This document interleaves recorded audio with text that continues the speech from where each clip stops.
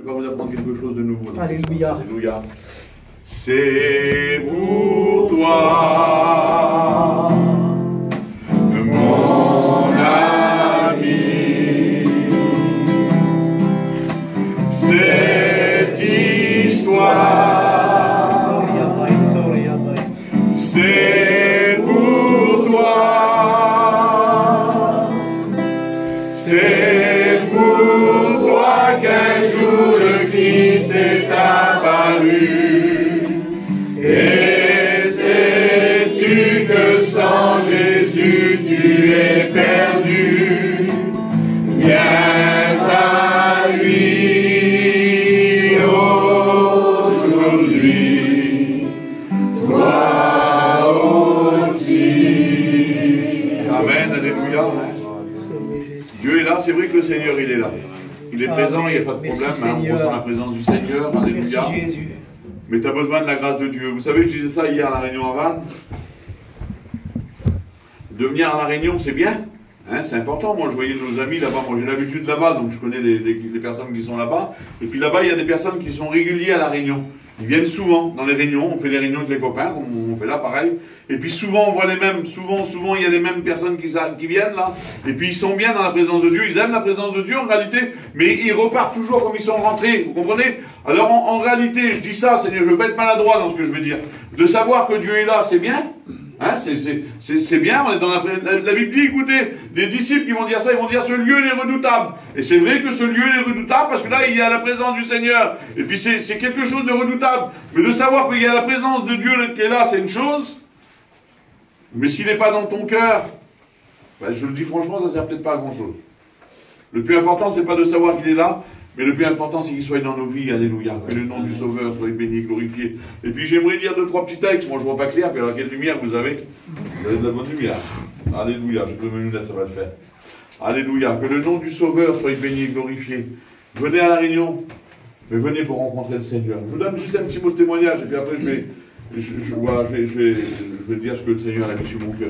Hein, voilà, je connais plein de monde ici, moi. Moi, je n'ai pas été élevé dans un foyer chrétien, voilà, mes parents étaient rétrogrades, on a été élevé dans l'émission, toute notre vie on a été dans l'émission. J'ai toujours connu l'émission, hein, comme la plupart d'ici, c'est vrai, on allait dans l'émission tout l'été, mais je n'ai pas été élevé, moi, j'ai été élevé, hein, voilà, on était les jeunes, on a grandi sur les places désignées, on a bu un verre, on a sorti, puis on faisait les choses du monde. Toute notre vie on a fait ça. Et puis, parce que nous, écoutez, je dis ça parce que nous on a un peuple comme ça. Moi j'ai toujours aimé le Seigneur. J'ai toujours aimé le Seigneur, hein, quand j'étais tout petit, j'ai l'habitude de le dire. Quand j'étais tout petit, je dormais avec la vieille vers nous, puis la vieille, elle m'a dit ça, et je lui ai dit, mon fils, il ne faut jamais dormir sans prier le barreau d'ével. C'était ces mots à elle qui étaient sortis de sa bouche, ils étaient je les ai entendus, c'était descendu dans mon cœur. Et moi, vu que la vieille, elle m'avait appris ça, mais elle, c'était pas une chrétienne, elle nous travaillait la vieille. Donc vous comprenez bien que c'était pas un métier qui était à la gloire de Dieu, mais c'était plutôt une religion, comme les frères le disaient tout à l'heure. Et puis ça, je l'ai mis dans mon cœur, moi. Alors voilà, j'ai grandi un petit peu, j'ai vieilli, je me suis marié, j'ai eu des enfants, j'ai pas eu de problème.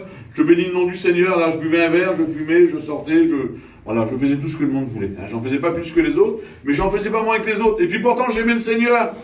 J'aimais le Seigneur. Je m'aurais jamais couché, écoutez, je le dis parce que c'est vrai, je m'aurais jamais couché, moi, le soir, là, sans prier le Seigneur. C'est incroyable. Alors voilà, je veux pas dire ce que je faisais parce que c'est pas beau, mais je faisais plein de choses qu'il fallait pas, et quand je rentrais vers moi, puis des fois j'avais fait des choses graves, et puis des fois j'avais bu un verre, et puis voilà, mais je pouvais pas. C'est incroyable. J'étais là, j'avais cette habitude-là, j'aurais jamais dormi sans prier le Seigneur. Mais ma prière, elle n'allait pas plus haut que le plafond, là, vous comprenez bien? Bah oui, parce que dans l'état où j'étais. Et puis bon, les années ont passé, c'est continué comme ça, et un jour mon petit frère, il m'a dit ça, il m'a dit, Tony, il m'a dit, tu sais, les chrétiens, c'est pas ce que nous on croit. Je sais, mon frère, je connais les chrétiens, bah oui, je connaissais les chrétiens. Mais lui, il me dit, c'est pas comme ça, il me dit. C'est pas comme ça. Ça vous faire comprendre quelque chose. Il me dit, c'est pas comme ça, il me dit. Et puis, avec ces mots, à lui, il a essayé de me faire comprendre, comme moi, je vais essayer de vous faire comprendre, comme les frères, comme les témoignages, comme la parole essaye de parler à vos cœurs. Vous comprenez bien, mais si on ne veut pas comprendre, on ne comprendra pas. Et puis, il m'a invité à la réunion ce soir-là. Ce soir-là, j'étais à la réunion, je me suis assis. Je m'applique chaise comme là. Et puis, il y avait des garçons, je me rappellerai toute ma vie, c'était à Vannes, hein, voilà. Et puis, c'était des garçons de Lorient qui étaient venus faire la réunion à l'époque. Et puis ils étaient venus comme nous ce soir, 4-5 copains, faire la réunion. Il y a un frère qui a chanté, je ne sais même pas qui c'était, je m'en rappelle plus. Et là, j'ai écouté des témoignages. J'ai écouté qu'il y en a un qui avait rencontré le Seigneur comme ça, l'autre de cette façon-là, l'autre de cette façon-là, mais différemment, vous comprenez, et c'était pas du tout ce que moi j'avais entendu dire en vérité. C'était eux ce qu'ils disaient, et moi ce que je connaissais, c'était pas la même chose. Alors vous savez ce que j'ai fait? J'ai dit Seigneur, dans mon cœur, vous comprenez bien, je ne l'ai pas dit devant les personnes qui étaient là, dans mon cœur j'ai dit voilà Seigneur, j'avais tous les défauts de la terre. J'avais tous les défauts. J'ai dit Seigneur, voilà, si c'est vrai ce qu'eux ils disent là, ben moi donne-moi la même chose qu'à eux en réalité. Puisque eux ils avaient rencontré quelque chose de merveilleux, que c'était bon, que c'était agréable et que c'était facile. J'ai dit Seigneur, donne-moi la même chose qu'à eux. Et puis la réunion s'est terminée, le ciel ne s'est pas ouvert, j'ai pas vu d'ange. J'ai jamais vu d'ange de ma vie, moi. Et le lendemain, le Seigneur il a émis ça. Je disais ça au frère tout à l'heure, il faut beaucoup semer. On sème. On est appelé à semer. Hein. Et puis ce soir-là, les garçons ils étaient venus, puis ils avaient semé la parole. La semence, on ne la voit pas, mais la semence elle était tombée dans mon cœur et moi je m'en étais même pas aperçu. Le lendemain, j'étais à la réunion, j'ai été trouver des garçons, j'ai dit il y a une réunion, ils m'ont dit oui à tel endroit, donc j'étais à la réunion le lendemain. Tout ça, personne ne m'a appelé. Et quand je me suis rassis sur ma chaise, j'ai dit ça, voilà, j'ai dit Seigneur, hier je suis venu vous faire plaisir à mon frère, et peut-être que dans cette soirée tu es là pour faire plaisir à quelqu'un, c'est bien.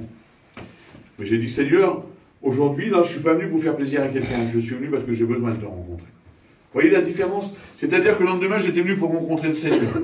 Et puis la Bible dit que celui qui cherche trouve, vous avez bien compris? Je l'ai cherché avec mon cœur, j'ai vu avec tous mes défauts. J'avais plein de défauts, j'avais plein de choses, je faisais plein de choses qui n'étaient pas la gloire de Dieu. Toute ma vie, j'ai fait que ça. Et bien le Seigneur, vous savez ce qu'il a fait? Il m'a tout enlevé, alléluia. Et je l'ai rencontré. Vous comprenez? Je n'ai pas fait 1000 réunions non plus.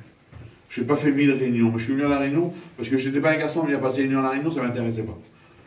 Mais là, j'avais compris que j'avais besoin de Jésus. Puis le désir des frères, mon désir à moi, mais surtout le désir de Dieu dans cette soirée, ben, c'est que tu peux venir à la réunion, mais avec un esprit comme ça. Et si tu viens à la réunion avec un esprit comme ça, là, ben, tu sais ce qui va se passer? Comme tu vas sortir, là. Et ben, tu vas sortir avec Jésus, alléluia. Dieu, il est là, c'est vrai, mais Dieu va venir habiter dans ton cœur, alléluia. Que le nom du Sauveur soit béni et glorifié. C'est la volonté de Dieu de vous faire grâce dans cette soirée. Amen. Que le nom du Maître soit béni et glorifié. Voilà, j'aimerais lire un petit passage ou deux de la parole, je ne serai pas long avec vous, hein, si j'arrive à voir. Alléluia. Et puis j'aimerais lire la parole parce que c'est la parole qui convainc les cœurs. C'est elle qui bénit les vies, alléluia. Hein, c'est dans Malachie, chapitre 1, verset 2, c'est simple, Seigneur. Et puis c'est un petit peu pour nous, c'est pour nous tous d'ailleurs. Il va dire ça. Il va dire, je vous ai aimé, dit l'Éternel. Et vous, vous dites, en quoi nous as-tu aimés? Et puis souvent, nous on se pose la question parce qu'on n'est pas encore éclairé. Combien de fois j'ai écouté dire que Dieu nous aime? Et en vérité, moi je ne voyais pas la preuve de l'amour de Dieu envers moi. J'avais toujours écouté dire que Dieu m'aimait, mais j'avais jamais eu de preuve en réalité. Vous comprenez? Et puis peut-être qu'il y a des personnes qui sont comme ça dans cette soirée, qui sont là. Ils ont écouté dire que Dieu les aimait, comme le cantique qu'il a chanté Mikey. Hein, le Seigneur il t'aime, et puis Jésus t'aime. Je te promets que Jésus t'aime. Ça c'est quelque chose de vrai, que Dieu t'aime. Et puis, écoutez, des fois, nous, on peut dire, en quoi nous as-tu aimés? Que son nom soit béni et glorifié. Regardez, je vais lire la Bible, et puis c'est la Bible qui parle, de toute façon. Hein. Le mieux, c'est de la laisser faire à elle, alléluia. Parce que nous, on parle beaucoup, mais comme la Bible, elle parle, eh ben, il se passe toujours quelque chose dans le cœur, selon la volonté du Seigneur. Regardez, c'est pour vous faire comprendre quelque chose. Je ne vais pas vous apprendre quelque chose de nouveau.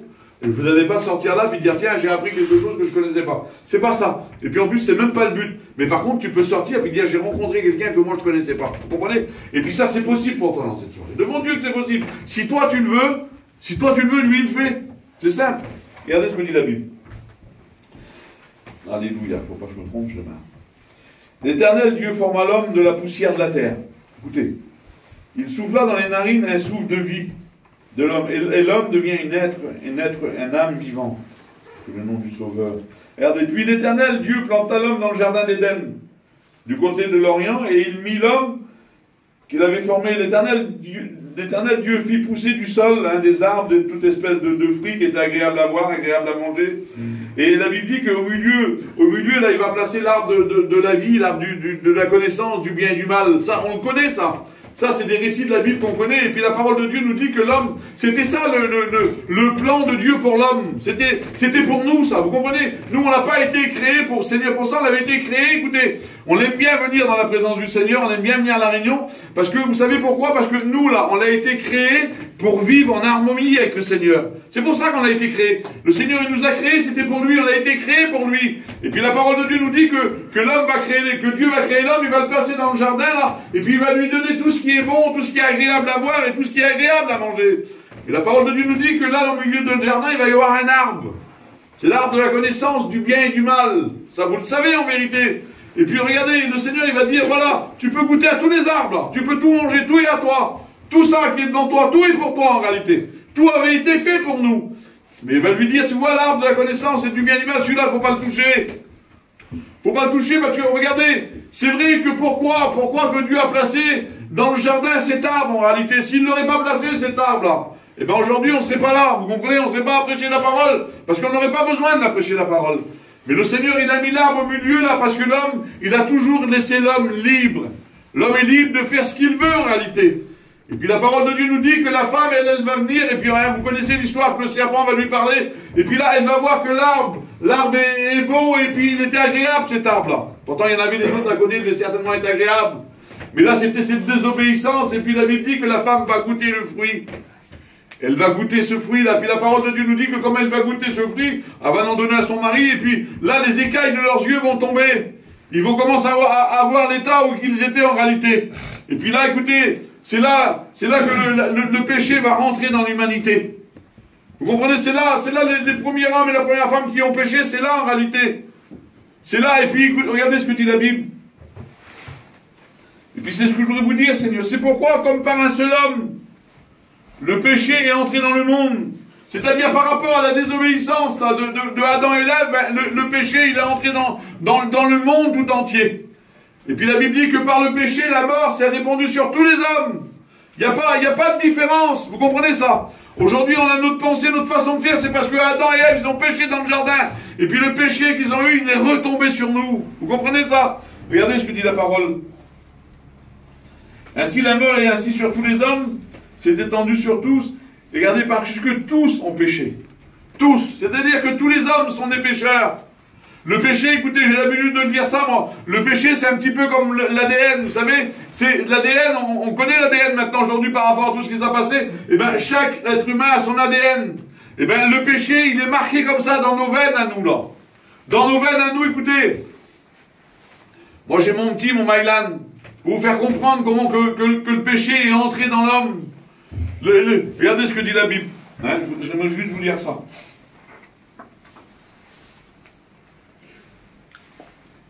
La parole de Dieu nous dit ça, c'est le Seigneur qui va dire ça. Il va dire, je ne maudirai plus la terre à cause de l'homme.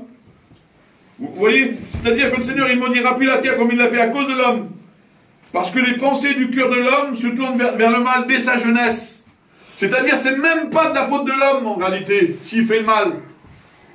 C'est pas de ta faute, c'est pas de ma faute si on fait le mal, parce que la Bible dit que mon cœur à moi, il se tourne vers le mal dès ma jeunesse. Tout seul, c'est automatique ça. Vous savez, un petit, on a pour la plupart, on a des petits ici, et puis vous avez vu, on fait tout pour lui faire quelque chose de bien, qu'il fasse des bonnes choses, et puis on a du mal à leur apprendre des bonnes choses. Vous avez vu que le mal, ça s'apprend tout seul. Vous avez vu que les mauvaises choses, ça s'apprend tout seul. J'ai mon petit Mylan, moi, il était tout petit, ça m'a marqué, ça, c'est simple ce que je vais vous dire là, mais ça m'a marqué, ça me prouve que le péché est dans le cœur de l'homme dès sa jeunesse. Moi, mon petit, là, il n'a pas été élevé dans les mauvaises choses, vous avez bien compris, nous on est des chrétiens, mon fils, moi c'est un chrétien, sa compagne c'est une chrétienne, c'est un petit foyer chrétien, et puis mon petit, là, depuis qu'il est au monde, il est dans les réunions, le petit bébé là, et puis il y a quelques temps en arrière, il avait 4-5 ans à l'époque.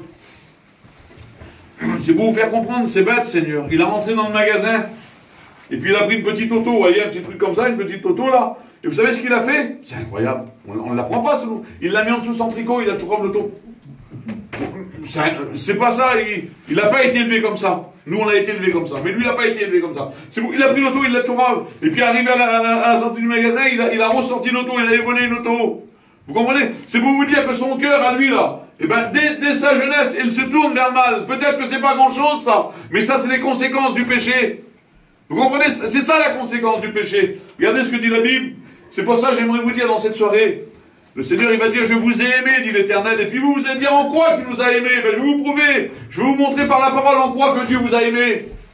En quoi que le Seigneur, il a pensé à vous. Vous savez, les frères, ils ne font pas des réunions pour faire plaisir à eux. C'est même pas pour vous faire plaisir à vous. C'est parce que Jésus vous aime. Amen.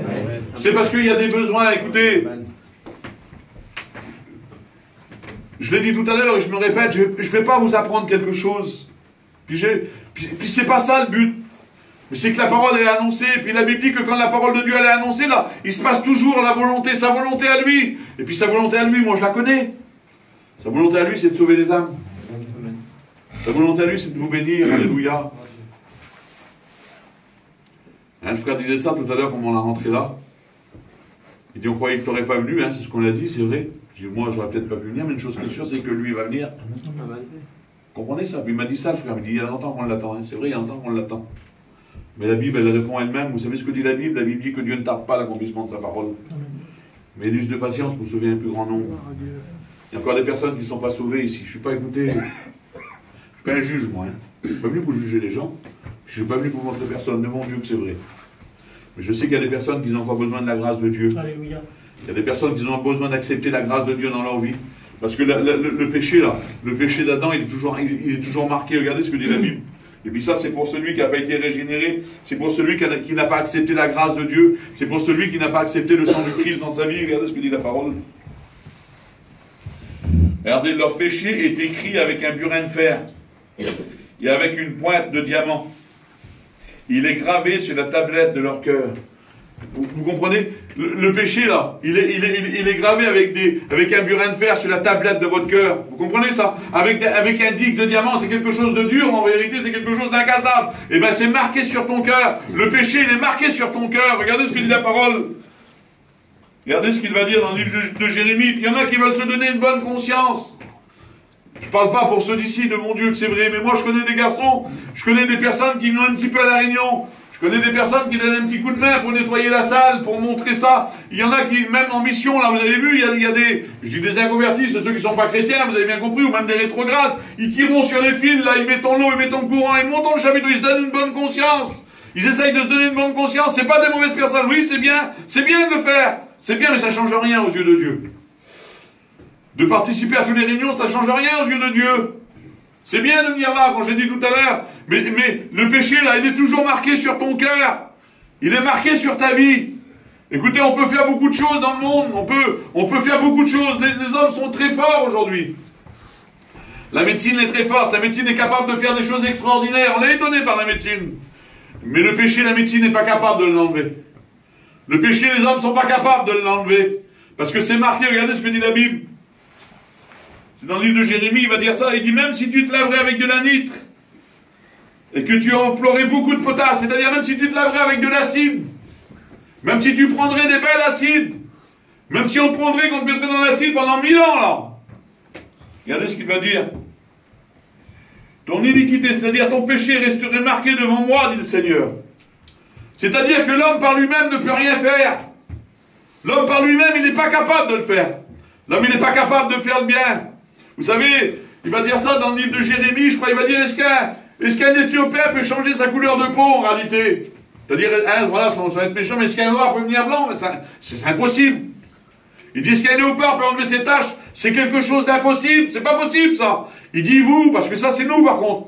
Il dit, vous qui êtes accoutumés à faire mal, et puis c'est vrai qu'on a été accoutumés à faire mal. Il dit, est-ce que vous serez capable de faire le bien?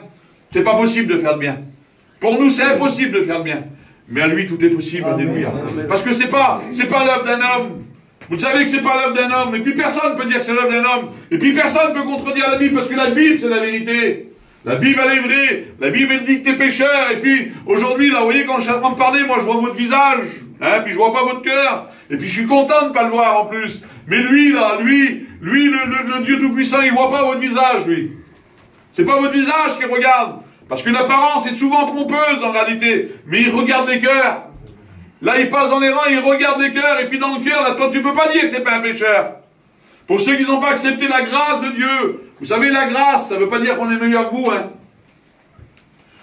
La grâce, ça ne veut pas dire que je suis plus beau que vous. Ça ne veut pas dire que je suis plus gentil que vous, la grâce. La grâce, c'est quelque chose qu'on ne mérite pas. La grâce, écoutez, la Bible, hein, nous en prenez ça aux écoles bibliques. Hein, la grâce, ça veut dire faveur. Ça veut dire que Dieu veut nous faire une faveur. Vous voyez, c'est un cadeau immérité. On ne mérite pas la grâce. Je ne la mérite pas, moi. Je ne la mérite pas parce que moi, je me connais, vous ne me connaissez pas, vous. Je suis pas un voleur, hein, je vole pas, je fume pas, je me bois pas. J'ai pas de vie cachée, si vous voulez. C'est pas ce que je veux dire non plus.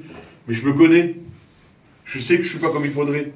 Je sais que écoutez, je vous le dis de mon Dieu que c'est vrai. Puis vous êtes comme moi, mes frères et sœurs.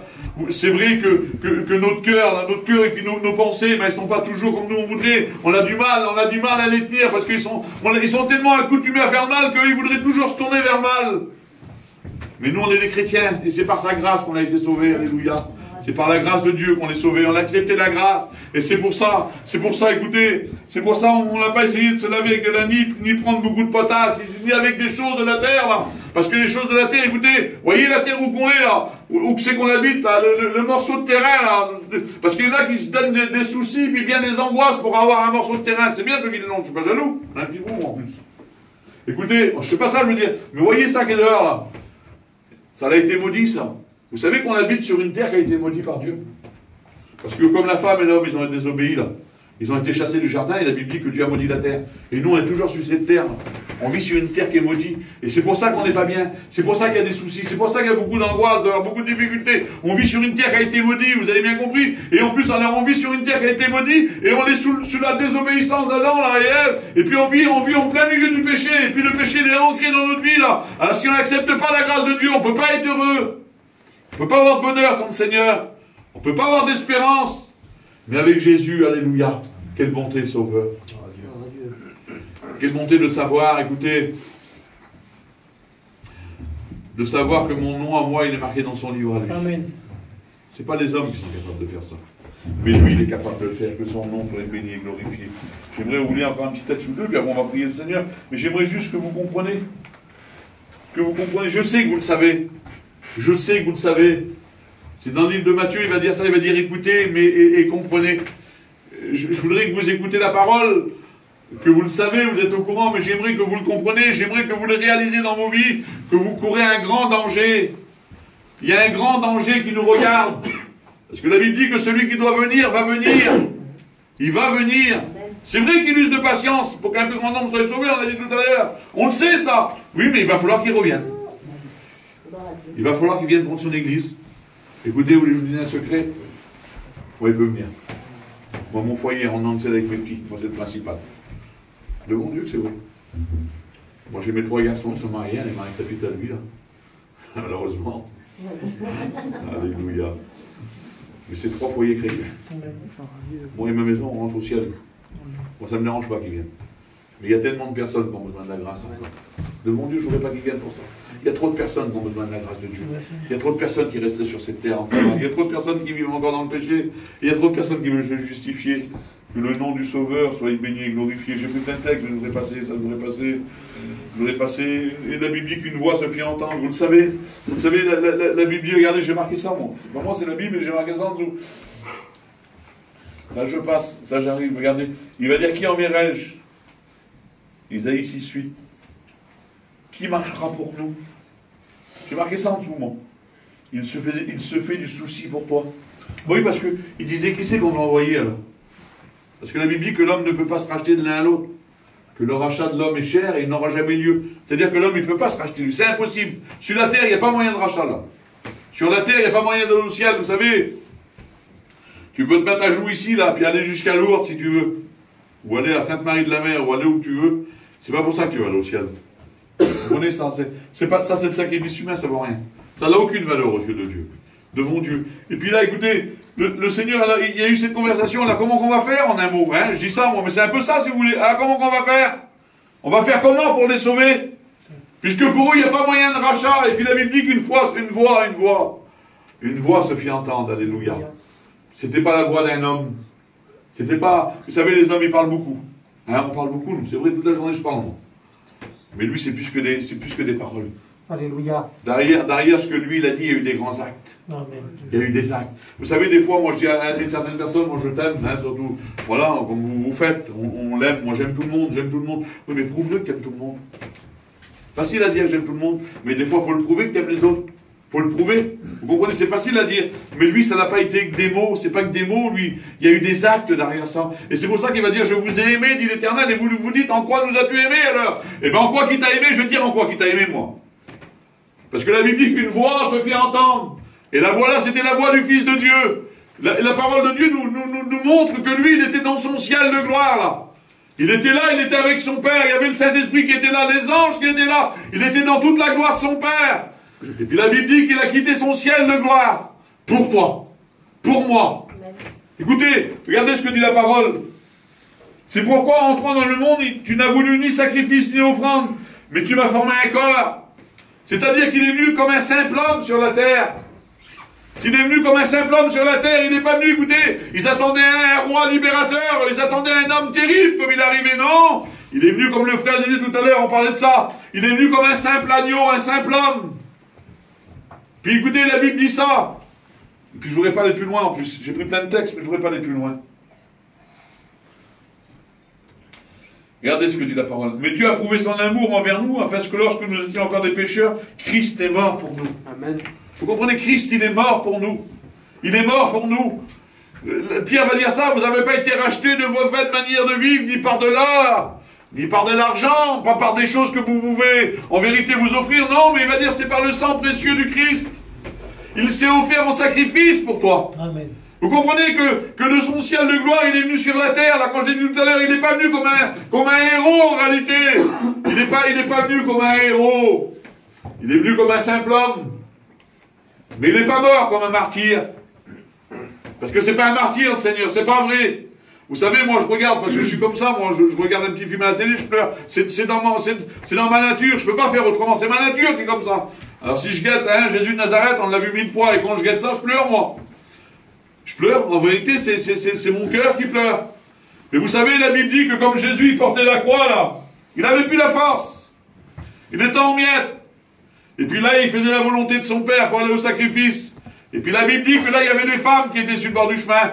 Et puis comme les femmes vont passer, ils vont se taper la poitrine, et puis ils vont pleurer, et puis ils vont pousser des cris. Et puis la Bible dit que Jésus va s'arrêter, il va leur dire ça, il va dire, ne pleurez pas sur moi, mais pleurez sur vous et sur vos enfants. On va leur dire, écoutez, moi je ne suis pas un martyr. Parce qu'il dit, on ne prend pas ma vie. Vous comprenez ça? Il dit, on ne prend pas ma vie. Il dit, je donne ma vie. C'était quelque chose de volontaire. C'était quelque chose de voulu. C'était sa volonté à lui. Hein, l'évangile de Jean, chapitre 3, verset 17. Il va dire ça, il va dire, moi je ne suis pas venu pour juger les hommes. Devant Dieu que c'est vrai. Il n'est pas venu pour le juger, le Seigneur, dans cette soirée. Mais il est venu pour te sauver. Amen. Le désir de Dieu, c'est de te sauver. Le désir de Dieu, c'est de te faire grâce. Le désir de Dieu, là, c'est de prendre ton nom à toi, Seigneur, et de le marquer dans son livre. C'est ce que Jésus veut dans cette soirée. J'avais pris plein de textes, mais je ne voudrais pas aller plus loin. Je ne voudrais pas aller plus loin. Écoutez, la plus grande preuve, la plus grande preuve d'amour, c'est Jean 3,16. J'aimerais vous lire dans Jean 3,16. Et puis après, on va prier le Seigneur. Alléluia. J'aimerais laisser faire le Saint-Esprit, c'est lui qui convainc les cœurs. Jésus. Vous savez, il n'était pas forcé de venir. Il n'était pas forcé. Il y en a qui disent, moi je vais à la Réunion, quand je vais à la Réunion, j'écoute toujours dire qu'on est perdu. Il n'y a qu'à la Réunion, j'écoute dire qu'on est perdu. Ben oui. Ben oui, parce que le monde, il ne va pas t'accuser, lui. En vérité, il te laisse tranquille. Il te laisse dans ton état, lui. Avec mes moi, peut-être pas comme il faudrait dire, je ne sais pas. Peut-être vulgaire, il n'a rien à foutre de toi, lui. Peut-être qu'il n'a rien à foutre. Tu restes dans ta position, il n'a rien à foutre. Mais comme tu viens à la Réunion, hein, le Seigneur a dit, moi je ne suis pas venu pour juger les hommes. Parce qu'en réalité, vous êtes déjà jugés. Vous comprenez ça? On était tous des condamnés. On était des condamnés à mort. On ne pouvait pas faire autrement, en réalité. Mais regardez ce que dit la Bible. Car Dieu a tant aimé le monde. C'est pas qu'une belle histoire, hein, qu'il a donné son Fils unique, afin que quiconque croit en lui ne périsse pas, mais qu'il ait la vie éternelle. Et dans cette soirée, écoutez, il n'est pas venu pour te juger. Dans cette soirée, tu as compris que le péché, il est marqué en toi comme un burin, nous dit la parole. Il est marqué, et puis c'est pas possible de l'enlever toute là avec du savon, avec de la nitre, avec de l'acide. Tu ne pourras pas, par tes bonnes œuvres, tu ne pourras pas, par Seigneur, par ta bonne conscience, tu ne pourras pas. C'est impossible en réalité. Mais dans 1 Jean 1,7 nous dit ça, que le sang de Jésus, son Fils, nous purifie de tout péché. Le sang du Christ est capable de couler sur ta vie pour te purifier de tout péché. Dans cette soirée, écoutez, c'est pas tout le monde qui va aller au ciel. Je disais ça hier. C'est l'histoire d'un esclave.